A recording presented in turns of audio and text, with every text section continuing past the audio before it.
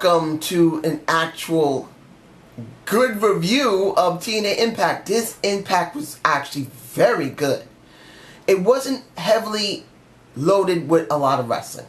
That's obvious. But they compensated very well with good character development and good storylines, along with good segments that make you very interested. But I'm going to talk about the things I didn't like. Really, I did not like. There were 3 of them. The first one is the most minor of all 3. And my question is, what happened to Eli Drake? Eli Drake lost his title. Doesn't that mean he gets a shot at trying to get the title back? So does that mean he's going to go up against Lashley? I would have liked to see Eli Drake. But we didn't see it. 2. Tribunal versus Jeff Hardy. Because that's what it comes down to. The only thing I didn't like about it, and don't get me wrong, and I will talk about the good things about that in a minute. The only thing I didn't like was that the Tribunal had to job. I really believe that they needed more. They need more. Because they could have been a credible threat against the against Decay. And I felt like in this respect, it would have been better for the Tribunal to have gone through Decay and then lost, instead of going through Bromance. I would have liked to see Decay go up against the Tribunal. The final thing I'm going to talk about that I truly did not like, I hated. Gail Kim versus Marty Bell. Did not like it because I knew what was going to happen. But now that I gotten that part out of the way, I can talk about the 2 matches that happened and the parts that I did like. Tribunal. That match with Jeff Hardy, it was a good match. But what happened during the match was the interesting part. Matt Hardy hypnotizing a fan. Delete! Biting Al Snow. And then taking his boot off and start hitting in the head of one of the 2 Tribunal guys. I don't know their names. I'm sorry, guys. I don't remember the names of the guys who were in Tribunal. Sorry. It's just the one without the beard. He was just hitting him in the head with that boot. I enjoyed it. The thing that was the most interesting of the entire segment, and I know I could be talking about the segment beforehand about Vanguard 1, which was damn funny. But in this respect, seeing that now Matt has broken Jeff, and I know that there's a good possibility that Fool Killer 99 is still not liking the situation, and I don't blame him. We want more than Jeff and Matt Hardy. And we're beginning to get more because of the situations that's going on in TNA, which I'll cover in a moment. But when you see Matt and Jeff, this is from the old time when you basically did not have anybody around to do anything with. But let's be honest here. Matt's doing actually pretty well. Now that I understand that Matt, I thought it was Jeff who was doing the writing, unless it's both of them. As far as I understand, it's Matt who's actually coming up with the writing scheme for this angle.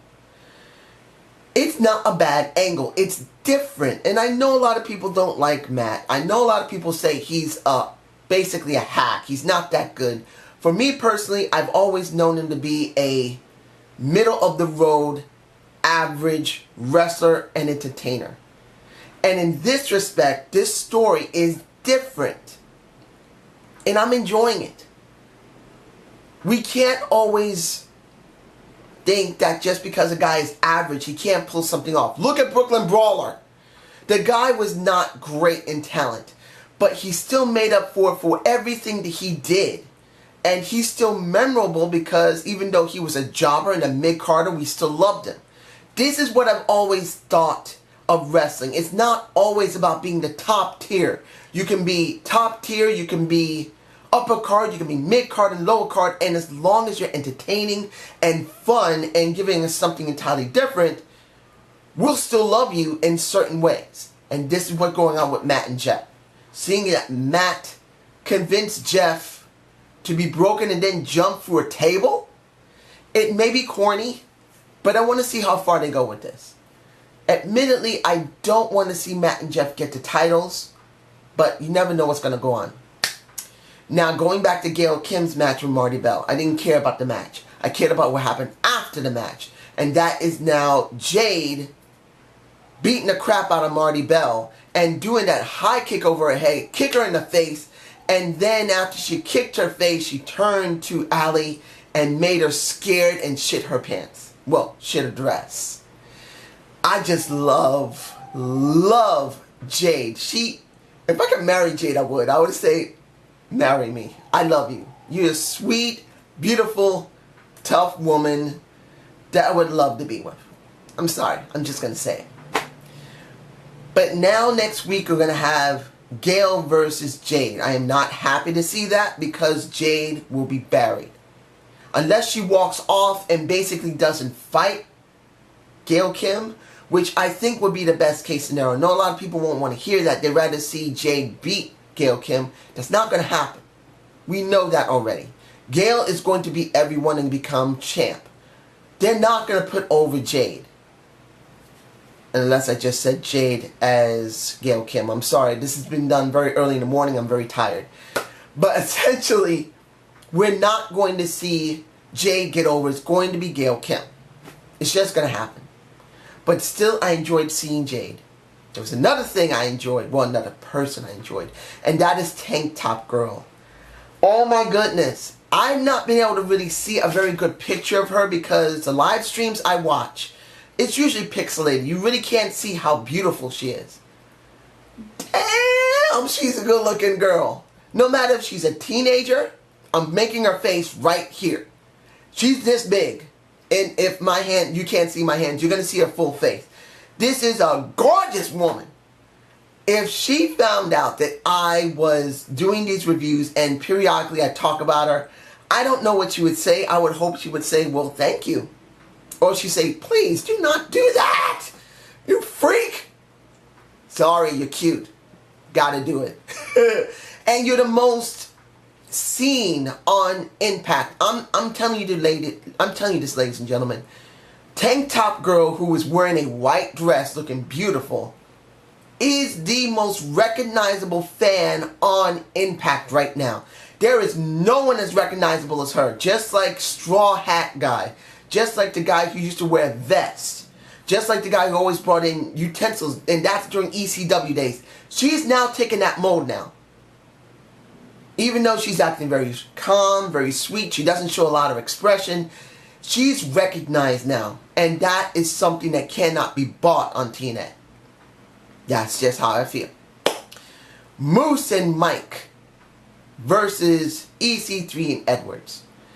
Now, EC3 opened very nice, and that's when I first saw Tank Top Girl. Looked lovely. Now, the problem I have with this situation is that since Mike Bennett is the one who's getting over the most here, and basically Moose is being put to the wayside, at least a little bit, eventually Moose is going to break away and try to break the neck of a Mike Bennett. The question's going to be, when? Will it be at Bound for Glory or be afterward? Because it's obvious Moose is not enjoying this. But it's going to be a question, when will it happen? When will he turn against Mike Bennett? And will it be at Bound for Glory? Will it be after Bound for Glory? Will they be stupid enough to do it before Bound for Glory? Which I believe would be dumb. Wait until Bound for Glory and then do it. That would be the wisest thing to do. That's what I'm hoping for. Next, we have the Drew Galloway getting angry at EC3 and saying simply, I am tired of this. The first time I let it pass, even though it pissed me off a little. Second time I was truly pissed off. And now I want to fucking knock your head off. Face me, EC3, because you're a snake. If you beat me one last time, or if I beat you, whoever wins goes for Bound for Glory. This I'm not complaining about. We still got about 50 days before Bound for Glory. We gotta do something in between there to still make EC3 relevant and also make Drew Galloway relevant. Excuse me. We still need to show relevance for these guys. If we do not, we're not going to be happy about it.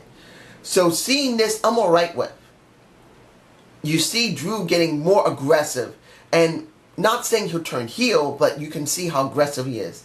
You can see EC3 is not the bad guy in this. But you wonder if he truly is a snake like he used to be. He's never lied about being a snake. He's never said he wasn't a snake. He just said he's a badass that's going to do whatever he can to win, and periodically he'll fuck over the people he knows by accident. That's what we got. Let's see. We got 3 segments left to talk about. Rosemary and Decay. I was worried about what was going on with her and Bram. Now, I didn't see what happened last week with Bram because like I said in my last video, I lost kind of some of the live stream, so I couldn't see it. And I have been not really myself on top of that. So I don't remember if Bram got his ass kicked by Decay. I'm sorry. But this segment was beautiful. And they truly made Rosemary highly important. More important than Decay itself. And that's what's getting Decay over. And I'm glad she's still with them, and I'm glad this is still going. But we got to be careful that we don't overdo it with Rosemary. If we overexpose her, we're going to lose this. We're not going to be happy.